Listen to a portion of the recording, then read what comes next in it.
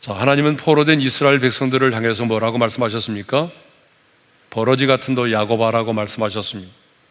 이 버러지라는 단어가 톨라아트라는 말인데 성경에는요 지렁이, 벌레, 구더기로 사용되었습니다. 그래서 우리가 이전에 사용했던 개역 한글판에서는 지렁이 같은 너 야곱아라고 그렇게 기록되어 있었습니다.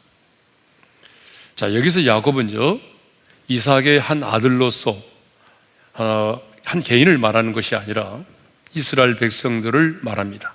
더 나아가 예수를 믿고 구원받은 하나님의 백성들을 말하죠. 그러면 왜 하나님은 버러지 같은 너 야곱아라고 부르셨을까요? 하나님을 떠난 인간의 모습이 바로 버러지와 같기 때문이죠. 아니, 바벨론의 포로로 끌려와서 포로 생활을 하고 있는 당시 이스라엘 백성들의 모습이 지렁이와 같았기 때문이죠. 더 나아가 무엇보다도 버러지 지렁이는요 가장 연약하고 무능하고 추하고 보잘것없는 존재이기 때문입니다. 14절의 말씀을 보게 되면 우리 하나님도 포로된 이스라엘 백성들을 향해서 너는 버러지다, 너는 지렁이다 이렇게 말씀하지 않으셨습니다. 분명히 하나님도 뭐라고 말씀하셨습니까? 버러지 같은 너 야곱아, 지렁이 같은 너 야곱아 라고 말씀을 하셨습니다. 하나님은 버러지 같은 너 야곱아라고 말씀하신 다음에 이어서 뭐라고 말씀하셨습니까? 너희 이스라엘 사람들아 두려워하지 말라라고 말씀하셨습니다. 그리고 이렇게 말씀하셨습니다. 나 여호와가 말하노니 내가 너를 도울 것이라. 하나님 자신의 이름과 명예를 걸고 말씀하셨습니다. 내가 너를 도울 것이라. 그러니까 두려워하지 말라는 거죠. 그리고 이어서 이렇게 말씀하셨습니다. 내 구속자는 이스라엘의 거룩한 이인이라. 무슨 말입니까? 하나님이 마침내 바벨론의 압제에서 이스라엘 백성들을 구원하여 내실 것임을 말씀하셨습니다. 그러니까 결국 이 말씀은요, 너는 결코 지렁이가 아니다, 너는 결코 버러지가 아니다라고 하는 것이죠. 네 자신은 나는 지렁이 같아, 나는 버러지 같아 라고 생각하고 또 주변의 사람들도 너를 향해서 벌레 같다고 말하지만 하나님의 눈에, 내 눈에 너는 지렁이가 결코 아니다라고 하는 것이죠. 왜냐하면 내가 너와 함께하여 내가 너를 도울 것이기 때문에, 내가 너와 함께하여 마침내 저 바벨론의 압제에서 너희를 구원하여 낼 것이기 때문에 너희는 결코 버러지가 아니다 라고 말씀을 하시는 것입니다. 그렇습니다. 죄인된 우리는요 버러지같이 연약하고 볼품이 없는 추한 존재입니다. 그러나 하나님이 함께하여 우리를 도우실 것이기 때문에 결코 우리는 버러지가 아닙니다. 우리는 지렁이가 아닙니다. 세상의 모든 사람들이 넘어진 나를 향해서 손가락질을 하고 비난을 하고 사탄이 나를 향하여 참소를 한다 할지라도 우리는 결코 버러지가 아닙니다. 왜냐하면 하나님이 그 강한 오른손으로 나를 붙드시고 나와 함께 하심이 나를 도우실 것이기 때문입니다. 그러면 하나님이 나와 함께 하사 나를 도우시면 어떤 일이 일어날까요? 하나님이 함께 하시고 하나님이 우리를 도우시면요 어떤 일이 일어날까요? 상상할 수 없는 일이 일어납니다. 바로 15절이죠. 자, 15절 상반절의 말씀을 함께 읽겠습니다. 다 같이요. 보라, 내가 너를 이가 날카로운 새 타작기로 삼으리니. 하나님이 지렁이 같은 너를 이가 날카로운 새 타작기로 삼으시겠다는 거죠. 지렁이는 환영동물이고 연체동물입니다. 그래서 뼈도 없고요 날카로운 발톱도 없어요. 사나운 이빨도 없어요. 빨리 달려갈 수 있는 발도 없어요. 그러므로 누구와 싸워서 승리할 수가 없습니다.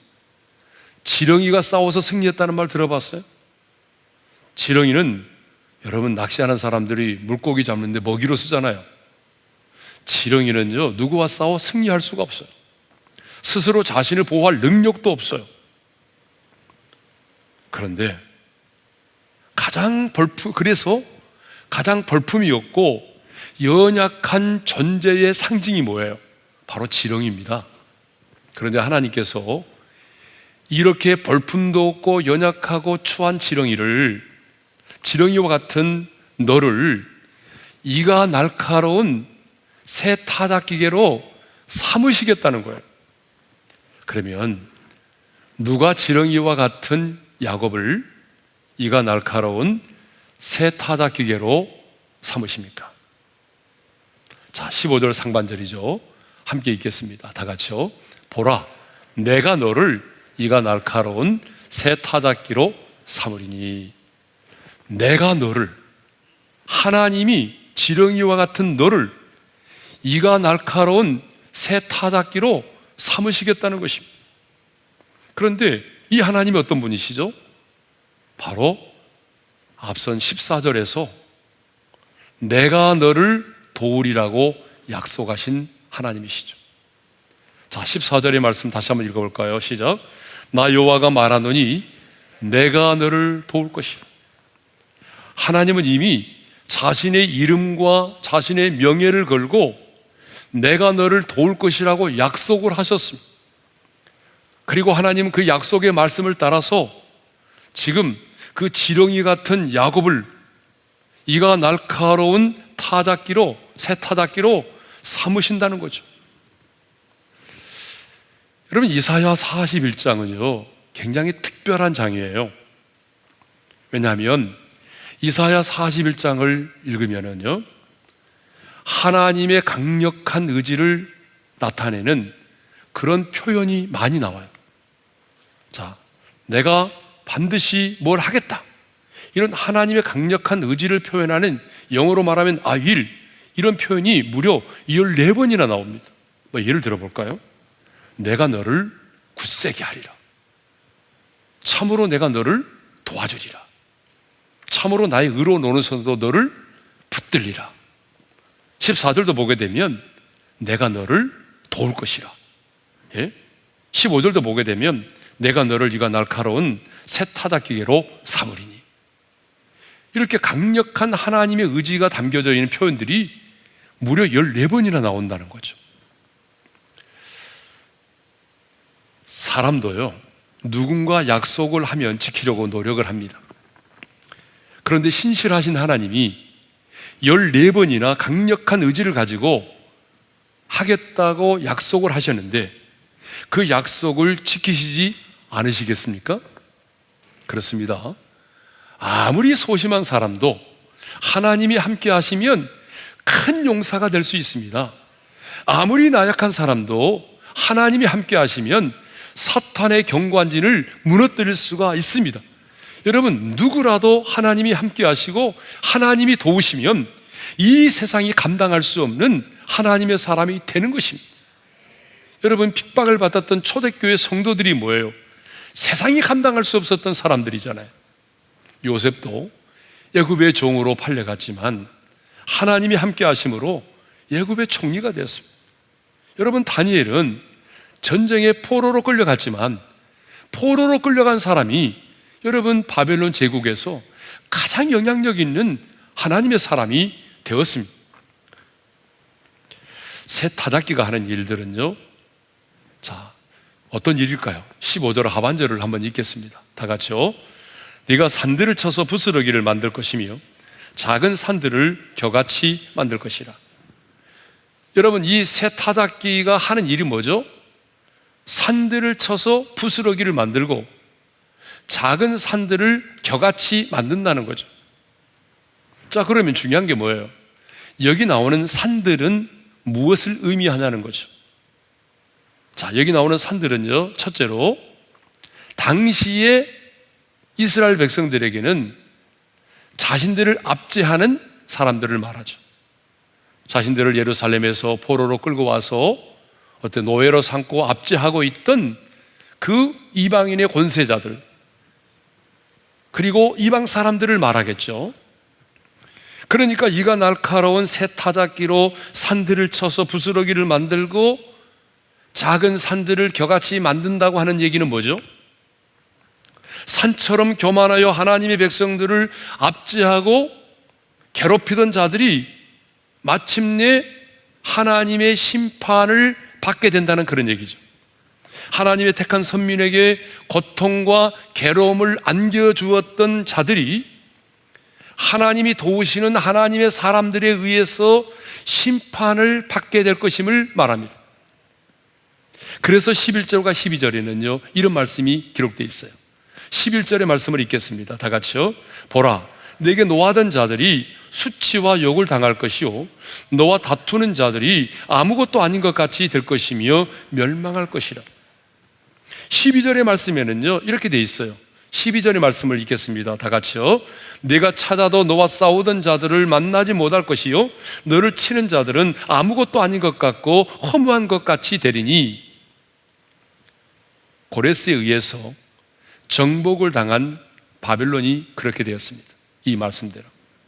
그러니까 새 타작기가 돼서 산들을 쳐서 부스러기를 만들고 그리고 작은 산들을 겨같이 만든다는 것은 택한 선민을 압제하던 자들이 하나님의 심판을 이렇게 받게 될 것임을 말하고 있는 것이죠.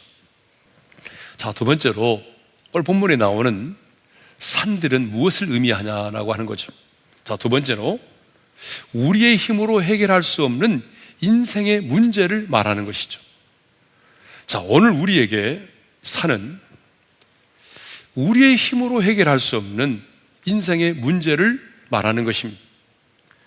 자, 우리 힘으로는 감당할 수 없고 우리의 능력으로는 해결할 수가 없는 그 인생의 문제들, 이것을 산이라고 말하는 거죠. 자, 성경 곳곳을 보게 되면 산은요 그냥 산이 아니고 우리의 인생의 문제를 말해주고 있어요. 시편 121편 1절도 보게 되면 내가 산을 향하여 눈을 들리라. 나의 도움이 어디서 올까? 그때도 그 산은 우리 인생의 문제를 말하는 거죠. 또 우리 예수님도 산을 들어 바다에 던지라고 말씀하셨잖아요. 그때도 그 산은요 우리 눈에 보이는 지금 어떤 그런 산이 아니라 우리 인생의 문제를 말하는 거죠. 스룹바벨은 큰 산아 내가 무엇이냐라고 외쳤죠. 그때 큰 산도 마찬가지잖아요.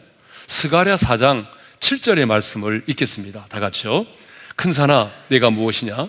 내가 스룹바벨 앞에서 평지가 되리라. 자, 여기서 큰 산은 뭘 의미하겠어요? 무너진 예루살렘의 성전을 재건하는 일에 모든 장애물을 일컫는 거예요. 성전 건축을 방해하는 모든 대적들을 말하는 거예요.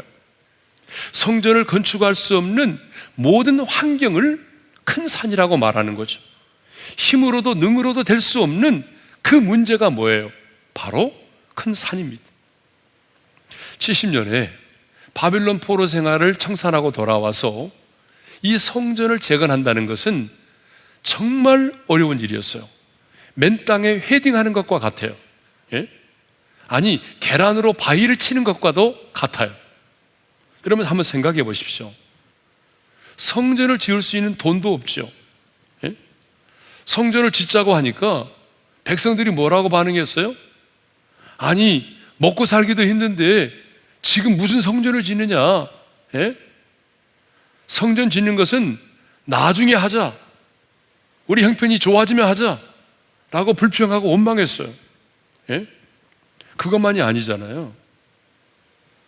사마리아를 비롯해서 모압과 암몬 족속들이 성전 건축을 반대하고 위협했어요.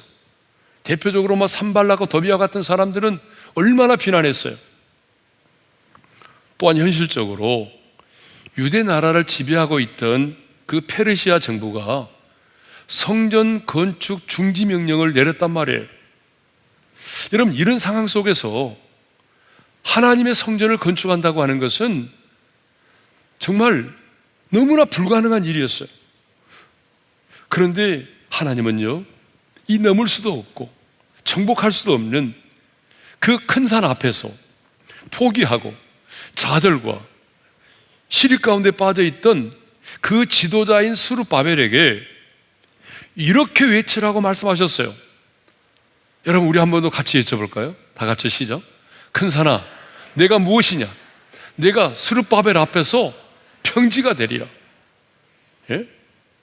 하나님이 뭐라고 말씀하셨어요? 큰 산아, 내가 무엇이냐? 스룹바벨 앞에서 평지가 되리라고 외치라고 말씀하셨어요. 큰 산 앞에서 더 이상 좌절하지 말고, 포기하지 말고, 낭망하지 말고 믿음으로 큰 산 앞에서 외치라는 거예요. 어떻게? 이 스룹바벨 앞에서 평지가 되리라고 외치라는 거예요. 그러면 큰 산이 바로 너의 앞에서 평지가 될 거라는 거예요. 여러분, 오늘 우리에게도 산이 있잖아요. 여러분의 인생 가운데는 산이 없나요? 우리의 힘으로 해결할 수 없는 산들이 있잖아요. 큰 산도 있고 오늘 본문에서처럼 작은 산도 있잖아요. 예? 산 넘어 산이라는 말이 있듯이 하나의 산을 넘으면 또 하나의 산이 기다리고 있잖아요. 이거 여러분, 이게 우리 인생 아니에요? 어떤 사람에게는요, 자식이 없음이 산이에요.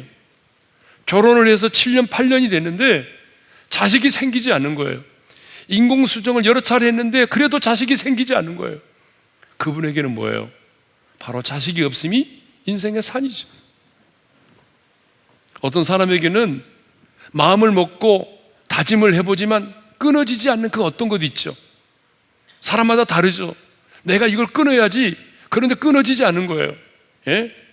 알코올 중독, 마약 중독, 도박 중독, 뭐 이런 거 안 끊어지는 거예요. 이게 그 사람에게 산 아니에요? 어떤 사람에게는요, 불면증이 매일 저녁마다 경험하는 산이에요. 어떤 사람에게는요, 계속적으로 늘어나고 있는 빚이, 아니 빚이 점점 줄어들고 갚아져야 되는데 계속해서 빚이 늘어나요. 그러면 그게 뭐예요? 내 인생의 산이죠. 어떤 사람에게는 관계의 어려움이 내 인생의 산이에요. 어떤 사람에게는 나를 낳아주신 부모가 내 인생의 산일 수도 있어요. 어떤 사람에게는 내가 낳은 자식이 내 인생의 산으로 다가온다고요. 이렇게 어려운 때는요, 인건비를 감당하지 못해서 가게를 닫아야 되는데 그것이 내 인생의 산일 수도 있어요. 그런데 하나님은요, 버러지같이 연약한 나를 이가 날카로운 새 타작기로 세워서 산들을 어떻게 한다고 그랬어요? 쳐서 부스러기를 만들고 작은 산들을 겨같이 만든대요. 여러분, 이 말이 무슨 말이에요? 우리 앞에 있는 우리 힘으로 해결할 수 없는 인생의 문제의 큰 산들을 새 타작긴 우리를 통해서 쳐서 부스러기를 만들고 겨같이 만든다는 거예요. 이건 뭐죠? 하나님께서 우리 앞에 있는 큰 산들을 정복하게 하시고 넘어가게 하신다는 거잖아요. 그 큰 산이 우리 앞에서 평지가 되게 해주신다는 거잖아요. 그러므로 하나님의 도우심으로 이가 날카로운 새 타작기로 세움을 입은 사람들에게는 그 어떤 산도 문제가 되지 않는다는 거죠. 아니, 넘지 못할 산이 없다는 거죠. 왜냐하면 이 타작기가 산들을 쳐서 부스러기를 만들 것이기 때문이죠. 그러므로 내 인생에 산보다 더 중요한 것이 있어요. 내 인생 가운데 어떤 문제가 있느냐, 어떤 큰 산이 나를 가로막고 있느냐, 여러분, 이것보다 더 중요한 게 있어요. 그게 뭐냐 그러면 정말 내가 하나님의 손에 붙들린 바 되어서 이가 날카로운 새로운 새 타작기가 되는 거예요. 내 자신이 하나님의 손에 붙들린 바 된 이가 날카로운 새 타작기가 되면 우리 앞에 있는 큰 산도 쳐서 부스러기를 만들 수가 있어요. 자, 그런데 지렁이처럼 연약한 나를 이가 날카로운 새 타작기로 삼으시는 분이 누구라고 하셨어요? 아까 우리 15절에 묵상했잖아요. 다시 한번 볼까요? 다 같이요. 보라, 내가 너를 이가 날카로운 새 타작기로 삼으리니 자, 하나님이 지렁이와 같은 우리를 새 타작기로 삼으신다고 약속하셨잖아요. 그러면 산들을 쳐서 부스러기를 만드는 일은 누가 해야 되나요? 여러분, 이게 굉장히 중요하거든요. 15절 하반절의 말씀을 읽겠습니다. 다 같이요, 시작. 네가 산들을 쳐서 부스러기를 만들 것이며. 여러분, 말씀을 잘 정리하겠습니다. 지렁이가요, 새 타작기가 되는 것은, 이것은 하나님만이 하실 수 있어요. 누구도 할 수 없어요. 여러분, 생각해 보세요. 예? 어떻게 지렁이가 새 타작기가 될 수 있어요? 이거는 우리는 할 수 없어요. 이건 누가 할 수 있어요? 이거는 하나님만이 하실 수가 있어요.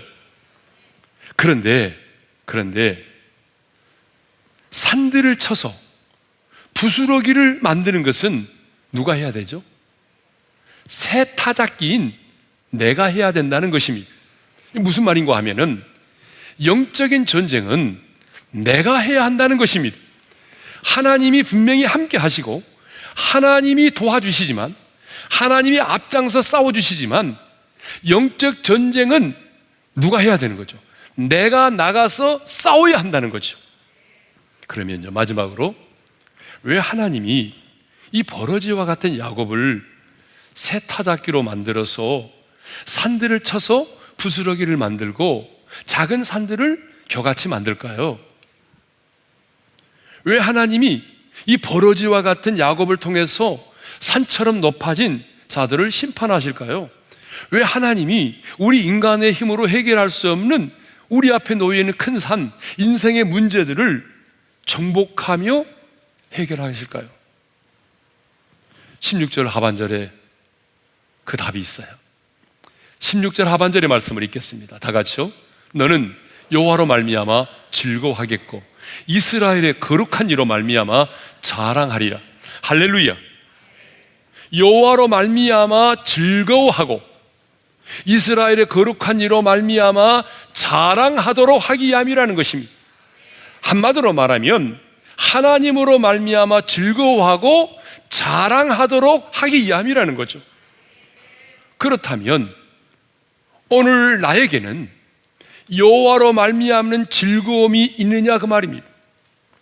여러분, 잘 점검해 보세요.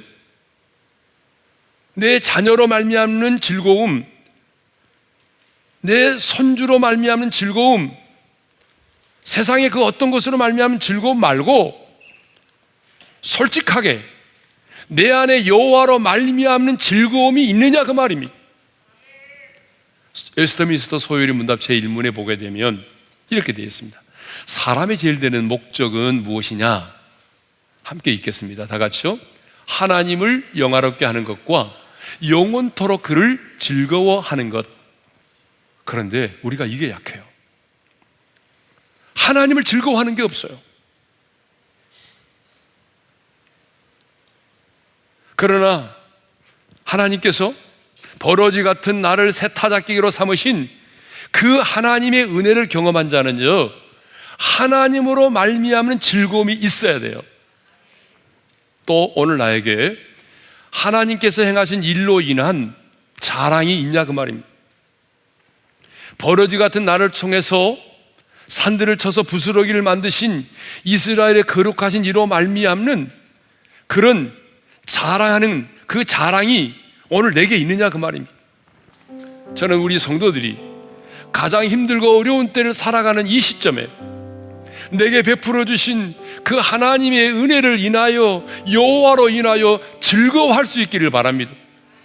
사람을 바라보고 정치를 바라보고 이 세상을 바라보면 즐거워할 수가 없지만 여호와 하나님으로 인하여 우리가 즐거워할 수 있기를 바라고, 하나님께서 우리 인생 가운데 행하신 그 놀라운 일들을 인하여 우리 하나님을 자랑할 수 있기를 바랍니다.